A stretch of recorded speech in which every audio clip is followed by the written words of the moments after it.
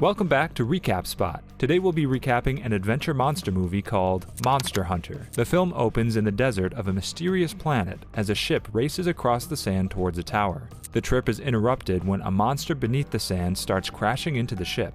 The admiral, the captain of the ship, tries to steer the ship away from the creature and is able to get away from the creature, but he loses a crew member known as the Hunter in the process. The man is thrown overboard and left in the desert as the ship continues to head towards the tower. The film then cuts to Earth, and we see two military vehicles driving along a desert road. Captain Artemis leads her team consisting of Lincoln, Marshall, Dash, Steeler, and Axe, as they look for a missing military convoy. All right, ladies.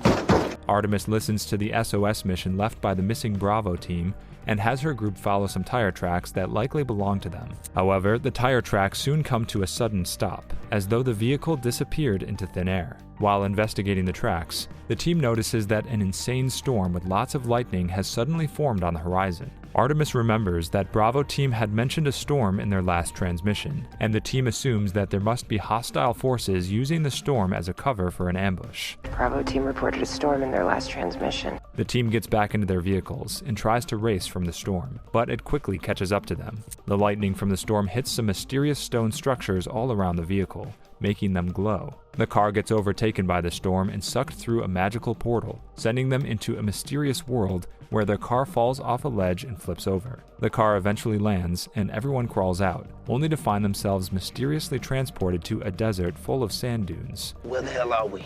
The crew is confused, because the nearest sand dunes should be 20 clicks away, according to their map, and everyone tries to figure out how they ended up here.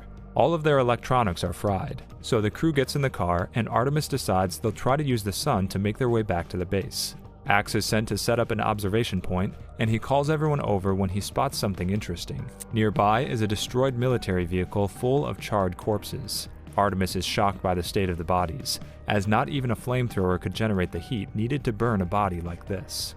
What happened to them? The team also notices that the area is covered by glass, which means the flame that killed Bravo team was so hot that it melted the sand in the surrounding area and converted it into glass. Based on the empty shells around the cars, it's clear that Bravo team defended themselves from something, but whatever it was, it left no tracks in the sand. Growing nervous, the team climbs back into their vehicles and start driving across the dunes, while the Hunter watches them from his spyglass. Eventually, they come across a humongous skeleton that must have belonged to a gigantic beast, and everyone stops to stare at it in disbelief. The Hunter takes the opportunity to shoot an arrow full of chalk nearby the soldiers in order to get their attention. Thinking they're under attack, the soldiers all fire back at him. Artemis realizes that the arrow was full of chalk and yells at everyone to cease fire. What's going on? Just then, a monster known as Diablos comes out of the sand and begins hunting the soldiers down as they flee to their vehicles. They fire guns at the monster as they run away from it, but their bullets do nothing to it. The beast rushes out of the sand and flips over one of the cars. Axe is killed, but Steeler manages to escape and get onto the other car. Everyone is knocked out of the car when the monster slams into it, and as they try to recover, Steeler gets impaled by one of the beast's massive tusks. As he dies, Steeler drops a pack of grenades into the creature's face, which explodes and buys everyone else enough time to get away. Fall back! The Hunter fires a huge bow and hits Diablos in the eye with a smoke arrow, as the squad enters a cave that keeps them safe from Diablos. That night, Dash begins to freak out over the situation they've gotten themselves in, but Artemis and Lincoln calm her down and tell everyone that they're going to survive because they're soldiers and that's what they do. Artemis's inspiring speech gets interrupted when she's snatched by a huge armored spider monster known as Nursilla. The monster injects Artemis with a poison that paralyzes, but before it can kill her, it drops her as the soldiers start firing at it.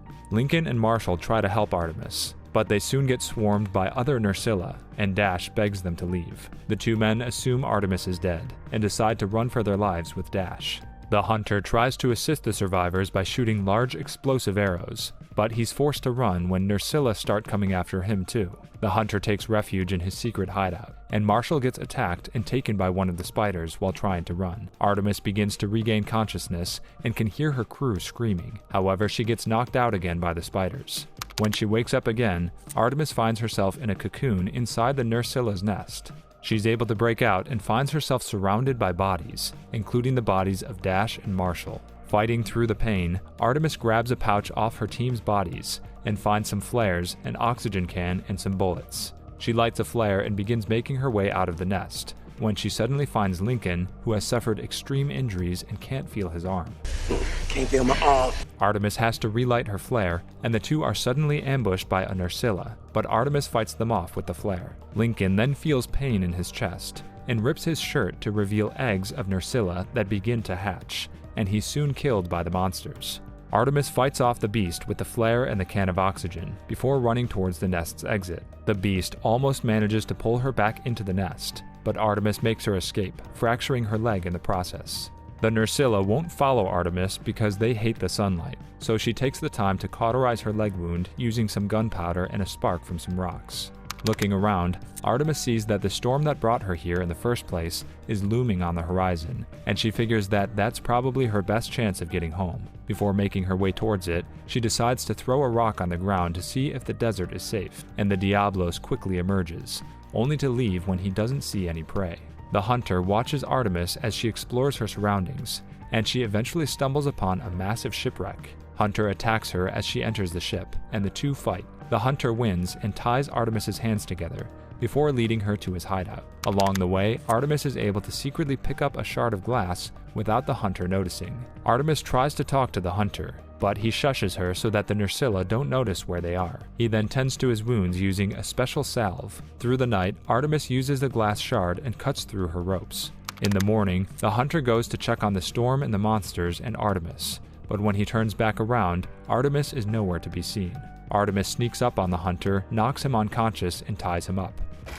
Cheers. The two try to communicate, but neither of them speak the same language. The two begin to fight and end up rolling out of the hideout.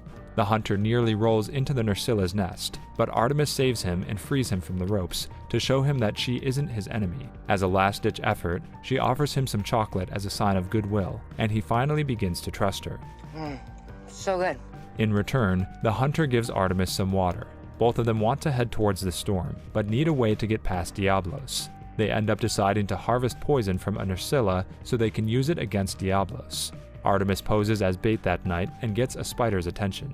She leads it to a trap, and the hunter kills it and harvests its stinger. The next day, they fashion the stinger into an arrow and make a trap at the shipwreck. The hunter then outfits Artemis with some armor and trains her on how to use some cool weapons. What is that? The hunter shoots at Diablos with the poisoned arrow and hits it in the eye, as Artemis begins shooting the beast with a Gatling gun. The creature chases after Artemis, and the hunter jumps onto its head and stabs it between the horns. However, he gets shaken off before he can kill the beast. Artemis then grapples up to the sword and finishes the monster off. The hunter is unconscious, so Artemis gathers some supplies and begins dragging him across the desert. A brutal sandstorm forces Artemis to pitch a tent and get them both into some cover, and she uses some army supplies to keep the hunter alive. The next morning, they dig themselves out from the sand and make it to an oasis. Artemis goes to get water and is attacked by a small creature. Water. But the hunter kills and cooks it. They're eating dinner that night when a large dragon beast lights the oasis on fire and startles some otherwise friendly monsters called Apsaros. The hunter manages to run away from the stampede, but Artemis is knocked over and nearly trampled to death before being saved by the Admiral. The hunter is nearly run off of a cliff, but is saved at the last minute by Handler, a girl from the Admiral's crew. Artemis thanks the Admiral for his help, and it turns out he speaks English. Thank you. But he soon knocks Artemis out and takes her prisoner. Artemis wakes up in a cage on the Admiral's ship, and is visited by the hunter, who obviously feels bad that she's captured, but can't do anything about it. Artemis manages to break free and tries to steal a knife from the kitchen, but she's stopped by a cat creature named Palico. The hunter arrives and brings her to see the Admiral, who frees her and apologizes for the misunderstanding. What are you so afraid of? He tells her that he's scared of what her world could do to them if they crossed over. He tells her that the Sky Tower is responsible for bringing their worlds together, and that the tower is guarded by Rathalos. The Admiral thinks that if Artemis helps them get to the tower, then they could probably help her get back to Earth. The crew gets ready and heads for the tower, eventually making it there late at night. The tower is on lava, which is believed to be powering it and allowing it to control the storm that makes the portals. The Admiral reminds everyone that Rathalos is vulnerable right before it breathes fire. Prepare yourself. And soon the creature attacks. The Admiral, the Hunter, and Artemis all attack Rathalos with their fire weapons as the tower begins powering some strange beacons and creating a gateway to Earth. Rathalos breathes fire at Artemis and forces her to jump off a cliff and into a portal back to Earth. A military team is nearby and comes to rescue Artemis, but they're soon attacked by Rathalos as he also comes through the portal. It starts wrecking the military vehicles as they uselessly try to shoot at it. Artemis wakes up and goes after Rathalos, throwing a lit flare into its mouth right as it's about to shoot fire at her. The creature begins exploding from the inside and freaking out, but it's still not dead. The Hunter then shows up and shoots it with explosive arrows until it eventually dies. The Admiral shows up and tells Artemis that he and the Hunter followed her because they couldn't let Rathalos destroy her world. Just then, another portal opens up and a beast named Gore Magala comes out to fight the trio. But they're prepared and begin to launch into battle, while Palico shows up to join them and a mysterious figure watches them from above.